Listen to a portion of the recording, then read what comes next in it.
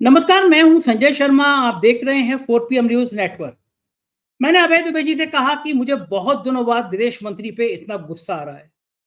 भारत पाकिस्तान के बीच जो फौजी झड़पें हुई, मैं उसको युद्ध नहीं कहूंगा, युद्ध भाजपा के नेता कह सकते हैं, वो सरकार भी उसको युद्ध नहीं कह रही। उसमें पाकिस्तान की लॉटरी लग गई। बीच युद्ध में अमेरिका की मदद से भिकमंगा हो चुका पाकिस्तान, जिसके पास पैसे नहीं थे, बहुत बड़ी सहायता मिल गई।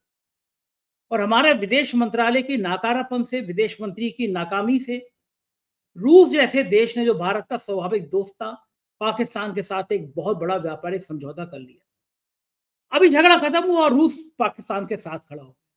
अब आप खुद देखिए, चीन उनके संग पहले खड़ा हुआ, टर्की उनके संग पहले खड़ा हुआ, अमेरिका ने मदद दिला दी और अब रूस ने भी उनसे समझौता कर लिया।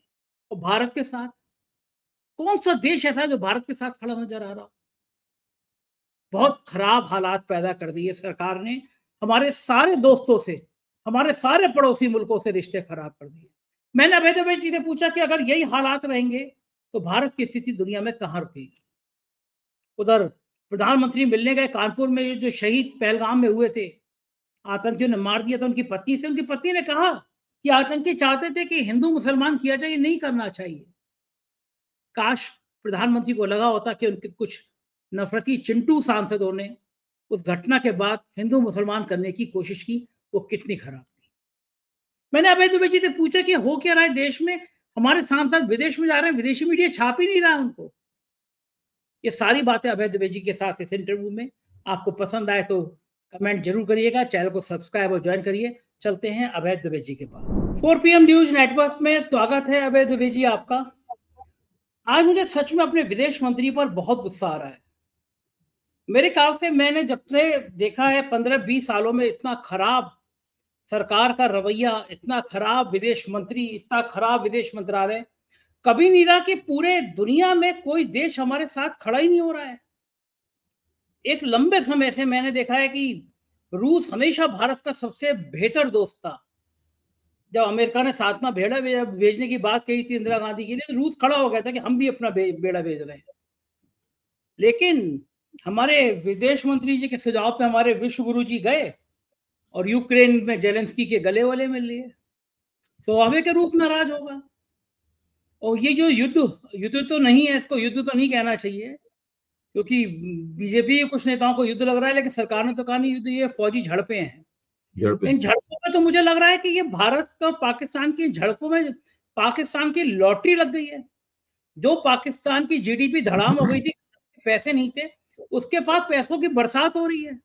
बीच युद्ध में उसको इतनी बड़ी मदद मिली, वित्तीय मदद। और अब तक के युद्ध की सबसे खराब खबर ये कि रूस ने भी उसके संग, पाकिस्तान के संग, एक बहुत बड़ा व्यापारिक समझौता किया है। ये भारत के लिए शायद भारत और पाकिस्तान की झड़प की सबसे बुरी खबर है ये, कि रूस जो भारत का दोस्त था, अब पाकिस्तान के साथ समझौते में चला गया, व्यापारिक समझौता किया है। क्या मानेंगे कि हम क्या इतने, विदेश नीति हमारी इतनी फेल हो गई है, हम रूस जैसे अपने पुराने दोस्त को भी समझाने में विफल रहे कि पाकिस्तान हमारा विरोधी है, आतंकवाद की जननी है, मत जाओ वहां पे। कोई सुनने को तैयार नहीं है। अभय जी, क्या लग रहा है? तो बड़ा खौफनाक खबर है। देखिए, आपने ये जो एक अपने वक्तव्य में कहा कि पाकिस्तान की लॉटरी लग गई है, वास्तव में पाकिस्तान की लॉटरी लग गई है।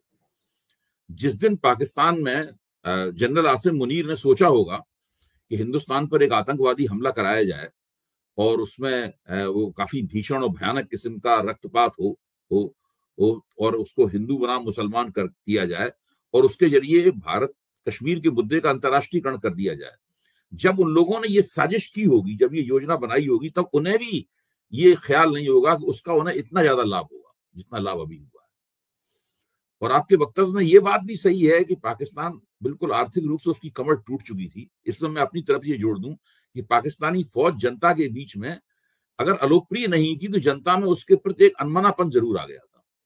जनता उससे कोई उम्मीद नहीं कर रही थी उससे। यानी पाकिस्तानी फौज के नाम से जनता में कोई जोश नहीं पैदा होता था। लोगों को ये बात बहुत बुरी लग रही थी कि फौज, शहबाज शरीफ ने और आसिम मुनीर ने मिलकर इमरान खान को जेल में डाल रखा है और इमरान खान के साथ जेल में बदसलूकी भी कर रहे हैं। इमरान खान पाकिस्तान के बहुत ही लोकप्रिय नेता हैं। आज की तारीख में अगर वहां निष्पक्ष चुनाव हो तो इमरान खान एक तरफा चुनाव जीतेंगे, ऐसा मेरा मानना है। लेकिन ये बात भी जनता को बहुत बुरी लग रही थी। लोग उम्मीद कर रहे थे कि वास्तव में एक सच्ची राजनीतिक प्रक्रिया पाकिस्तान में शुरू हो, ऐसी फर्जी किस्म की राजनीतिक प्रक्रिया नहीं जिसके जरिए उन्होंने शहबाज शरीफ को प्रधानमंत्री बना रखा है। शहबाज शरीफ हम लोग सब जानते हैं कि आसिम मुनीर के प्यादे हैं, और जो ये छोटी सी फौजी झड़प हुई, इसमें जीत का सेहरा अपने हाथ से अपने सिर पे बांधते हुए, अपने हाथ से अपनी पीठ ठोंकते हुए, खुद मियां मुट्ठू बनते हुए उन्होंने आसिम मुनीर को फील्ड मार्शल बना दिया। आप सोचिए, मतलब कि वो एक एक तरह के, इसको जंग भी नहीं कह सकते, इस जंग को ही पाकिस्तान मान रहा है कि उसने बहुत बड़ा तीर मार लिया। अब लेकिन अगर इसको दूसरी दृष्टि से देखा जाए तो पाकिस्तान देख रहा है कि ये जो छोटी सी फौजी झड़प हुई, इससे उसको लाभ कितना हुआ कुल मिलाकर। सबसे पहली बात यह है कि भारत के तमाम आरोपों की परवाह न करते हुए अंतर्राष्ट्रीय मुद्रा कोष ने पाकिस्तान को जबरदस्त किस्म की मदद दे दी। करीब $2.25 अरब की मदद अंतर्राष्ट्रीय मुद्रा कोष ने दी। उसके बाद में विदेश नीति के मंच पे आप देखिए, दक्षिण एशिया के जितने भी देश हैं और ग्लोबल मंच पर जितने भी महत्वपूर्ण देश हैं, उसमें से किसी भी देश ने पाकिस्तान की आतंकवादी देश के रूप में कह के निंदा नहीं की। बैसरण घाटी की घटना की निंदा की गई है, आप समझ रहे हैं ना। बैसरण घाटी में जो घटना हुई उसकी कोई तारीफ नहीं करेगा, उसकी सब लोगों ने निंदा की। ये गलत है और आतंकवाद नहीं होना चाहिए। भारत को आतंकवाद का मुकाबला करने का हक है। ये सब बातें कही गई, लेकिन उस आतंकवाद का जिम्मेदार पाकिस्तान है, ये किसी ने नहीं कहा। स्थिति यह है कि जब भारत और पाकिस्तान के बीच में फौजी झड़प हो रही थी और फौजी झड़प के और ज्यादा भड़कने का अंदेशा था, उस वक्त न तो अमेरिका ने खुलकर पाकिस्तान की निंदा की और खुलकर भारत का समर्थन किया, चीन ने खुलकर पाकिस्तान का समर्थन किया, और रूस ने भारत का समर्थन नहीं किया, भारत का विरोध नहीं किया, लेकिन उसने पाकिस्तान की निंदा भी नहीं की और खुलकर 1971 की शैली में भारत के साथ नहीं आया। और अब जिसे कहते हैं जले पर नमक छिड़कना, ये स्थिति इस घटना से हुई है जिसका अभी आपने जिक्र किया कि रूस ने पाकिस्तान के साथ एक वाणिज्यिक समझौता किया है। ये वाणिज्यिक समझौता भी बड़ा विकट है। मुझे तो एक बिल्कुल नई जानकारी हुई कि जिस वक्त 1971 में रूस भारत को आश्वासन दे रहा था कि अगर 7वां बेड़ा हिंद महासागर में आया तो वो उसका मुकाबला करने के लिए अपना फौजी बेड़ा मार्शल जोकोव, जिसका नाम था मार्शल जोकोव को भेज देगा। और ये बात अमेरिका को बता दी गई थी कि 7वें बेड़े का मुकाबला करने के लिए मार्शल जोकोव आ जाएगा। इंदिरा गांधी उसकी चिंता नहीं थी। इंदिरा गांधी ने मुक्ति वाहिनी के साथ में भारतीय सेना का जो गठजोड़ चल रहा था उसका इस्तेमाल करते हुए पाकिस्तान, बांग्लादेश में, मतलब तत्कालीन पूर्वी पाकिस्तान में जनरल टिक्का खां की फौजों की पिटाई जारी रखी, कोई परवाह नहीं की उन्होंने उसकी। अच्छा, आज स्थिति क्या है? आज स्थिति यह है कि भारत बिल्कुल एकदम इस दुनिया में अकेला खड़ा हुआ है। सरकारी बुद्धिजीवी जो है बार बार अखबारों में लिख रहे हैं, बयान दे रहे हैं, नहीं हम अकेले नहीं हैं, हम ताकतवर हैं, हमें किसी की मदद की जरूरत नहीं, इस प्रकार की बात बोल रहे हैं। ताज्जुब मुझे इस बात पे हुआ है कि 71 में जो सोवियत संघ भारत को मार्शल जोकोव, 7वें बेड़े के मुकाबले मार्शल जोकोव को तैनात करने की बात कह रहा था, वही सोवियत संघ 1973 में 2 साल बाद कराची के पास 700 एकड़ की विशाल भूमि के ऊपर एक विशाल स्टील प्लांट भी बना रहा था पाकिस्तान के लिए। ऐसा नहीं है कि उस वक्त भी तत्कालीन सोवियत संघ, आज सोवियत संघ नहीं है, लेकिन तत्कालीन सोवियत संघ जो है पाकिस्तान की मदद न कर रहा हो। यानी उस वक्त भी सोवियत संघ भारत को मार्शल जोकोव की मदद दे रहा था, और साथ में उसके ठीक 2 साल बाद 1973 में इस कारखाने का उद्घाटन हुआ था। फिर बाद में सोवियत संघ का 1990 में सोवियत संघ खत्म हो गया, वो अपने ही बोझ से ढह गया पूरी तरीके से। और जैसा कि पाकिस्तान में होता है, पाकिस्तान में किसी किस्म की कोई टेक्नोलॉजिकल प्रगति तो हुई नहीं है, तो पाकिस्तान की सारी मशीनें भी पुरानी पड़ती चली गई, कारखाने में बहुत ज्यादा बदइंतजामी हुई और घाटा बहुत जबरदस्त हो गया, और धीरे धीरे करके 2015 में आकर ये कारखाना बंद हो गया। उसके बाद पाकिस्तान ने रूस के साथ में बातचीत करना शुरू किया कि भाई इस कारखाने को चालू करवाया जाए, क्यों करीब 300 अरब डॉलर प्रति वर्ष से ज्यादा लागत करके पाकिस्तान को बहुत सारा स्टील और स्टील का स्क्रैप आयात करना पड़ रहा था इस कारखाने के बंद हो जाने से। पाकिस्तान की किसी तरह पाकिस्तान ने जो भी हो, जो उसके पीछे जो भी कारण रहा हो, पाकिस्तान ने रूस को पटा लिया। अब रूस की मदद से इस कारखाने का जीर्णोद्धार किया जाएगा और रूस की जो एडवांस मशीनरी है, अत्याधुनिक मशीनरी है स्टील उत्पादन की, वो इस कारखाने में लगाई जाएगी। परिणाम क्या निकलेगा? परिणाम ये निकलेगा कि पाकिस्तान जितना स्टील आयात, जितना इस्पात आयात करता था, उससे 30% आयात उसे कम करना पड़ेगा और उसको करीब 206 अरब डॉलर का उसका विदेशी मुद्रा का खर्चा बच जाएगा उसका। पाकिस्तान बहुत होता है, बहुत होता है। आप सोचिए, एक तरफ तो रूस से इतनी बड़ी मदद मिली, दूसरी तरफ अमेरिका की मेहरबानी से अंतरराष्ट्रीय मुद्रा कोष से वो तमाम मदद मिली, और फिर भारत जिन इस्लामिक देशों के ऊपर विश्वास करता था, सऊदी अरेबिया के ऊपर, तुर्की के ऊपर, उन लोगों ने पाकिस्तान का साथ देने का निर्णय लिया और एक तरह से भारत को धोखा सा दे दिया उन्होंने। अजरबैजान ने, तुर्की ने और सऊदी अरब में इन लोगों ने भारत को धोखा से दे दिया और ये ठगे के ठगे रह गए। आज स्थिति यह है कि रूस काफी हद तक चीन के नजदीक चला गया है, क्योंकि जब पुतिन ने यूक्रेन के ऊपर हमला किया तो चीन अकेला ऐसा देश था जिसने खुलकर पुतिन का साथ दिया। चीन ने कहा कि बिल्कुल ठीक हमला किया, ये हमला बिल्कुल सही है। चीन इसको दरअसल हमला ही नहीं मानता, चीन तो मानता है कि ये जो पुतिन का प्रोजेक्ट है ना कि यूक्रेन को रूस का एक प्रांत बना लेना, चीन कहता है बिल्कुल सही बात है।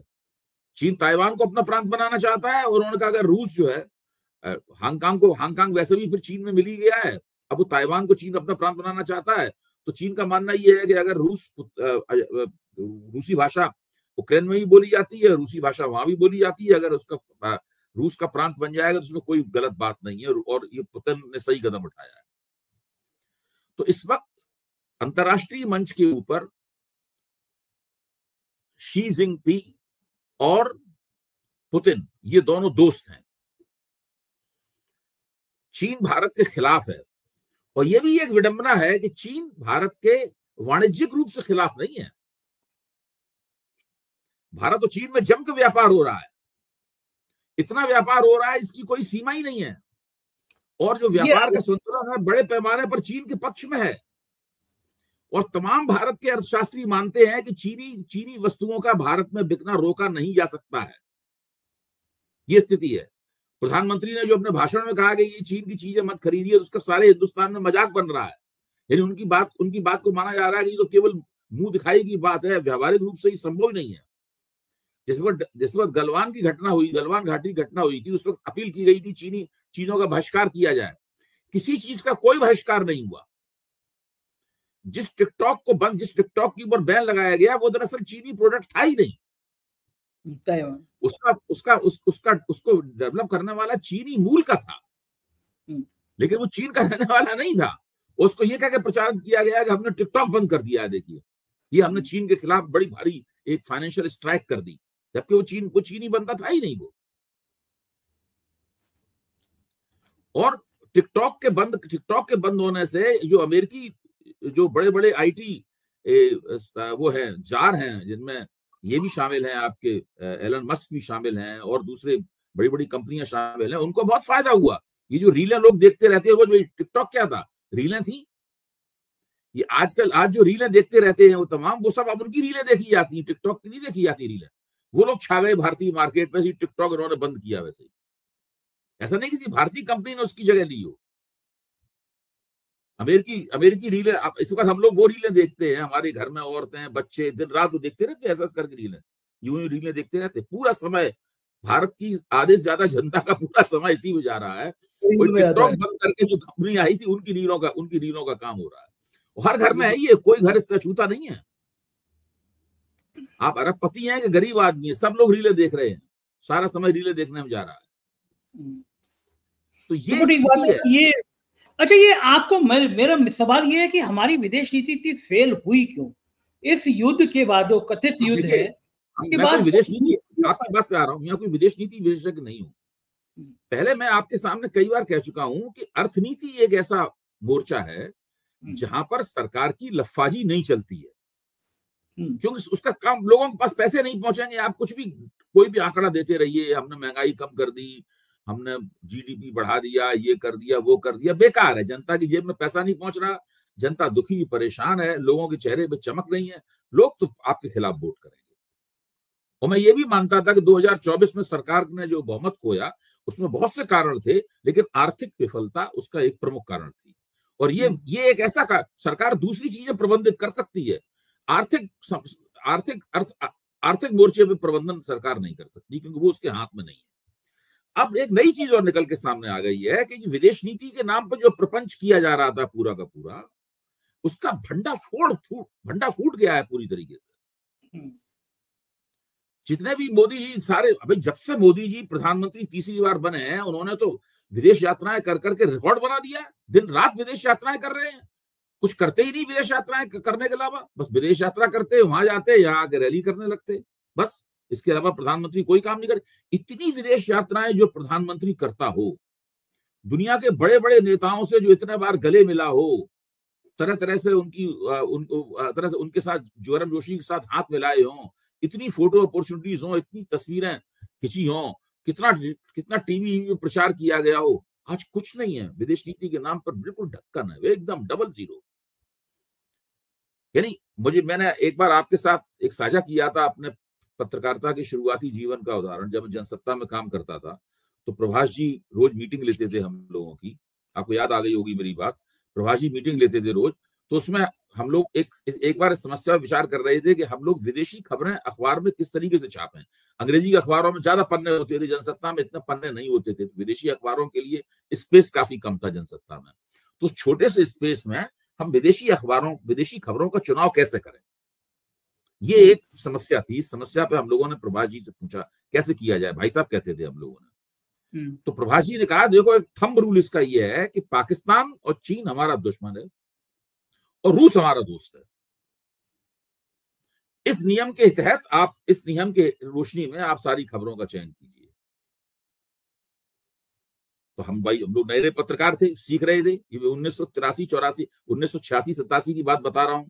आजकल की पीढ़ी तो पैदा भी नहीं हुई थी, तब पत्रकारिता हम लोग कर रहे थे। तो ये बात हम लोगों ने गांठ बांध ली। आज भी प्रभाष जी की गुरु की तरह ही गांठ बांध लोग बांधे रहे। लेकिन अब देखा जाए तो ये सारी परिस्थिति दुनिया भर में बदल रही है।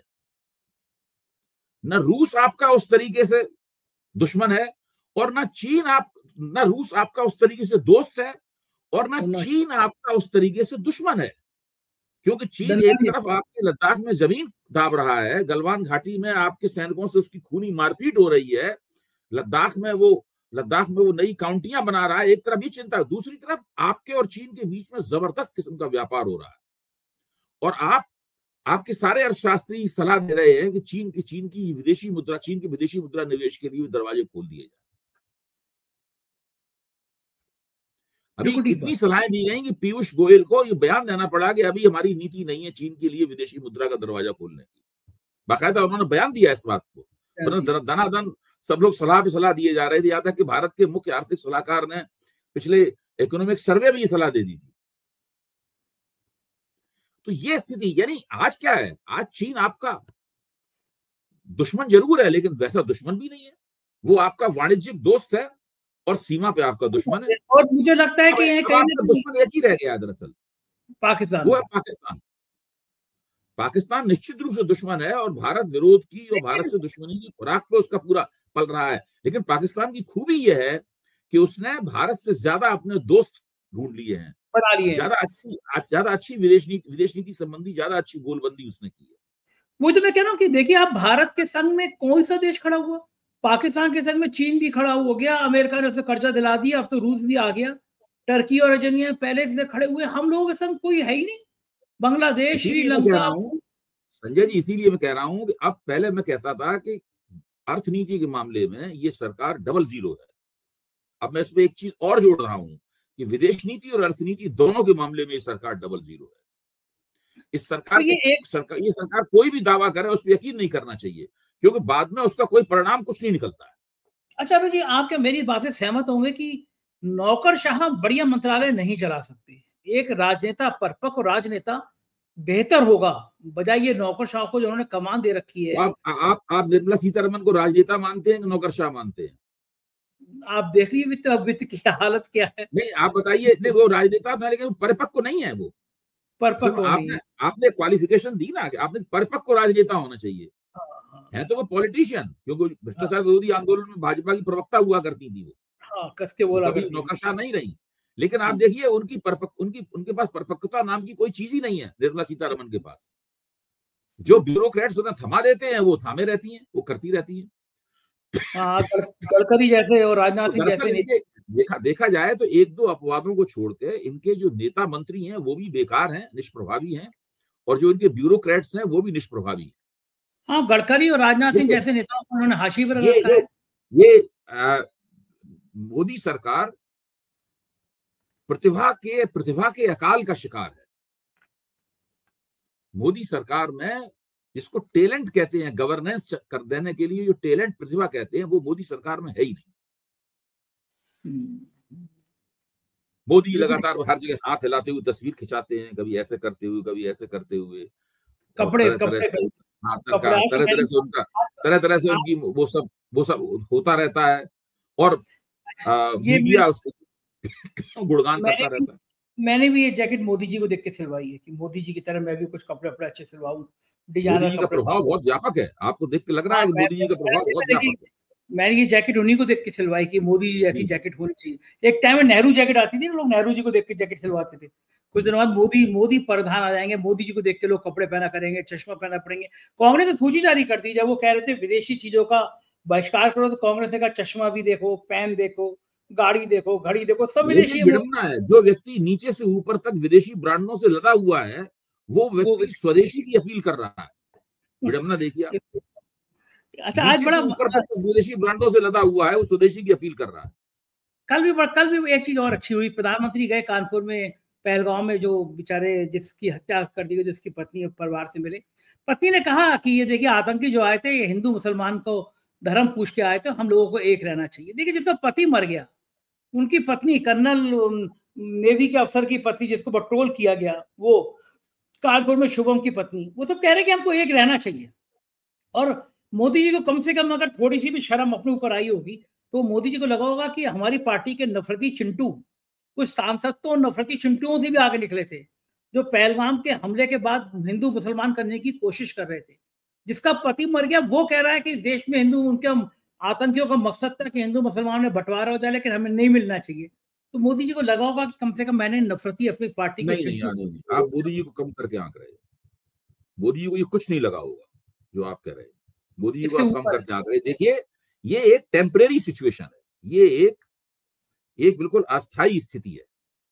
और जिस दिन ये टेम्परेरी सिचुएशन खत्म हुई, उस दिन मोदी जी फिर उसी थीम, उसी धुन पे अपने आ जाएंगे कि तुम्हारे घर की भैंस खोल ले जाएंगे, टोटी खोल ले जाएंगे, ये सब उसी पे आ जाएंगे दोबारा। तुम्हारी बहनों के मंगलसूत्र मुसलमानों को दे दिए जाएंगे, तुम्हारा सब आरक्षण छीन के मुसलमानों को दे दिया जाएगा, ये उसी थीम पे आ जाएंगे। आप देखिए, जैसे जैसे बिहार का चुनाव नजदीक आएगा, थीम बदलती चली जाएगी। फिर उसके बाद तो अभी चुनाव अगले साल पश्चिम बंगाल का होना है।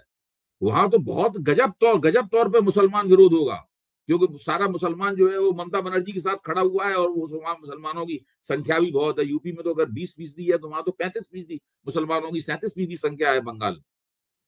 तो भाजपा को लगता है कि मुसलमान ही हमें हरा देते हैं चुनाव। भाई, बहुत बड़ा वोट मिलता है ना ममता बनर्जी को मुसलमानों का। वो मिलता है, हाँ।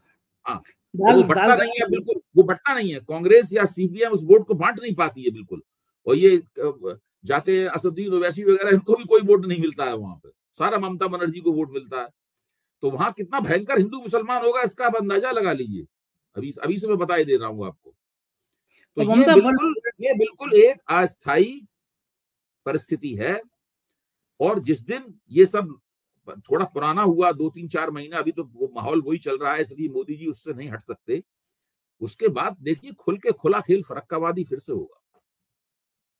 अच्छा, बड़ा खतरनाक स्थिति है। और उसके बाद अच्छा, मोदी को उसके बाद लगता है, उत्तर प्रदेश का चुनाव है। देखिए, बहुत भयंकर रूप से हिंदू मुसलमान होगा। अच्छा, मोदी जी को लग रहा होगा कि ये सांसद जो गए हैं विदेश में, मौज कर रहे हैं, 5 स्टार होटल में रुक रहे हैं, बढ़िया गाड़ी में घूम रहे हैं, विदेशी मीडिया तो उनको भाव दे नहीं रही है, कुछ छाप ही नहीं रही है। एएनआई इनको इनकी बयान जारी कर देती है और भाई मोदी मीडिया विदेशी मीडिया तब इनको भाव देती जब भारत सरकार ने इन प्रतिनिधिमंडल के अपॉइंटमेंट्स जो हैं की मुलाकात पहले से वहां के जो वरिष्ठ राजनेता हैं, जो सत्ताधारी लोग हैं, उनके साथ तय की होती। ये लोग सीधे जाके वहां के प्रधानमंत्री से मिलते, वहां के विदेश मंत्री से मिलते, वहां के सुरक्षा सलाहकार से मिलते, फिर एक मिलने के बाद में फिर एक बड़ी मीडिया कॉन्फ्रेंस होती, फिर उस मीडिया कॉन्फ्रेंस में अब वहां पे जाके जो इंडियन डायस्पोरा है उसके सामने भाषण देने से क्या होगा, वो तो पहले ही से भारत के साथ है। और क्या, विदेश में रह रहा आदमी जुड़े हुए भारत के साथ, ठीक बात है। हाँ, स्वाभाविक रूप जुड़ा हुआ है, उसके सामने भाषण देने से क्या होगा, कुछ नहीं। उन मीटिंगों को संबोधित करने से क्या होगा, कुछ नहीं। तो ये तो इन लोगों की योजना की समस्या है ना। वैसे गोदी मीडिया भी कर नहीं पा रही है, नहीं कर पा रही है। सांसद जाएं तो जैसे पहले होता था कि 100 200 500 प्रायोजक लोग खड़े हो जाएं और मोदी मोदी के नारे लगाएं सांसदों के सामने। अब वो नहीं हो रहा, विदेशों में नारे नहीं लगते मोदी मोदी मोदी, गायब हो गया, बहुत दिनों से देखा नहीं हमने। देखिए, ये चूंकि बीजेपी ने लोग भेजे हैं, मोदी मोदी के नारे तो चिढ़ाने के लिए लगाए जाते हैं ना। या तो मोदी जी जब खुद होते हैं तब मोदी जी के समर्थन में नारे लगते हैं, लेकिन अगर किसी दूसरे व्यक्ति के सामने मोदी मोदी नारे, उसका असल में मोदी जी का महत्व बताने के लिए नारे लगते हैं। राहुल गांधी कहीं आएंगे, उनके सामने मोदी मोदी के नारे लगते हैं। ये लोग चूंकि सरकार ने भेजे हैं, इनके सामने मोदी मोदी के नारे नहीं लगेंगे।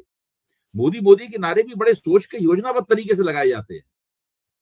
आप देखिए, मोदी मोदी के नारे हमेशा दो जगह लगते हैं। एक तो जहां नरेंद्र मोदी जाते हैं उनके सामने लगते हैं, ताकि उनके महत्व को स्थापित किया जा सके, उनकी लोकप्रियता को स्थापित किया जा सके। और जो मोदी के विरोध में जब लोग जाते हैं तो फिर वहां नारे लगते हैं, ताकि उनके सामने मोदी के महत्व को स्थापित किया जा सके। वरना मोदी के नारे नहीं लगते। बिल्कुल ठीक कह रहे हैं अभय जी। बहुत बहुत शुक्रिया, आपने मुझे इतना समय दिया, थैंक यू। तो ये थे अभय दुबे जी, आपने पूरी बातचीत सुनी। एक एक करके विश्लेषण आप खुद मनन करिए, सोचिए क्या खतरनाक हालात हो गए भारत के, कहां हम आके खड़े हो गए। मुझको यकीन है कि आपको ये वीडियो पसंद आया होगा, दोस्तों को साथ शेयर जरूर कीजिएगा। शुक्रिया, थैंक यू।